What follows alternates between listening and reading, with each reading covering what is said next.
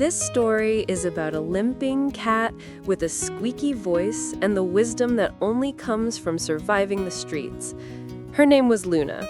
Despite her rough exterior, she captured my heart in a way no one else ever could. Come on, Luna! Luna came into my life when I was living with my parents and attending college. He didn't just show up one day. He appeared as if he had always been part of the scenery, lurking in the shadows like rustling leaves on a windy afternoon, practically invisible to the naked eye. At first, we'd only spot her during those early spring days in the quiet corners of neighbors' yards, rummaging through garbage or maybe getting fresh scraps from kind-hearted folks who were happy to see her alive after the long winter. You know that feeling when you see a stray cat emerge after months of hiding and wonder how they survived the cold? That was Blossom for us. Blossom had a clipped ear, the telltale sign she'd been spayed and released back to the streets. She was considered feral, independent, but the moment we started leaving fresh food out for her during those beautiful spring mornings, she began showing up more regularly. She'd meow and chirp in the warm sunshine as if she had something important to tell us about surviving another winter, finally wanting to be heard after months of silent survival. When I moved to the house across from my parents that spring, Blossom became my neighbor. Soon enough, she became a full-time resident of our little blooming community.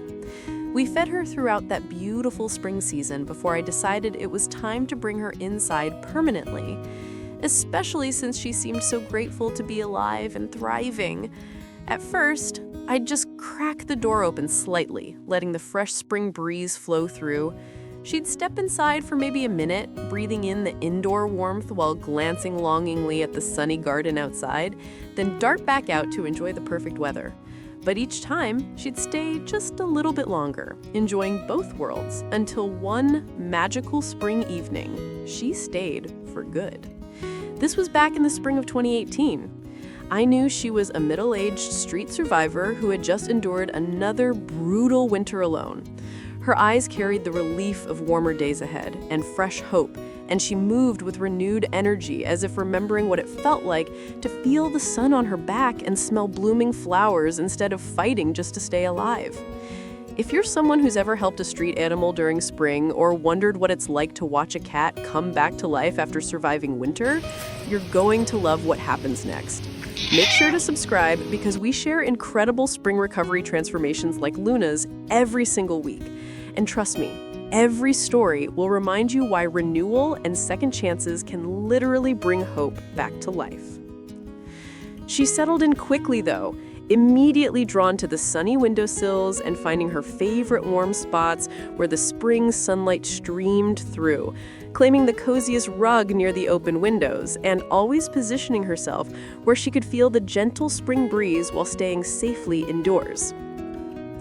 We live right next to the woods. Yeah, it's full of animals that could easily harm a street-smart cat like Luna, but spring brings new energy and alertness.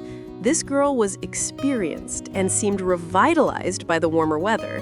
During those beautiful spring months, she'd venture out confidently on sunny days, exploring the garden, chasing butterflies, and rolling in the warm grass like she was celebrating being alive.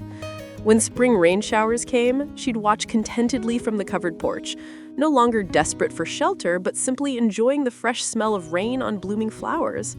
When the sun broke through the clouds, she'd stretch out in every sunny patch she could find, and honestly, watching her rediscover joy was magical.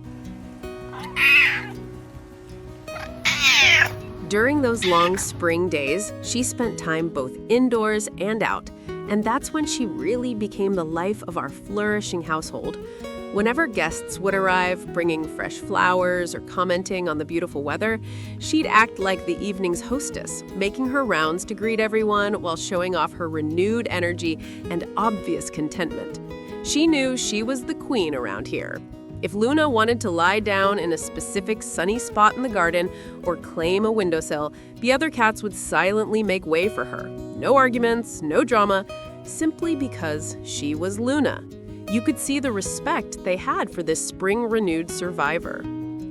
Every single morning, she'd greet me with her cheerful little meow while I sipped my coffee by the open window, fresh spring air flowing in. Her voice was this unique mix between a bird's chirp and the creak of a door that desperately needed oiling. But there was music in it, pure soul in every sound she made, like she was singing about finally feeling alive again. She still squeaked excitedly whenever I'd set fresh food in front of her, but now it seemed more like gratitude than fear, as if she was celebrating another day of being safe and well-fed instead of worrying about survival. Old habits from surviving harsh winters transform beautifully in the spring, you know? She's probably around 7 or 8 years old now, missing half an ear from her rough past, a few teeth, and part of her tail from her street survival days. Yet, somehow, she's living her most vibrant life ever. She's loved, well-fed, and most importantly, thriving in the warmth and renewal that spring brought to both of us.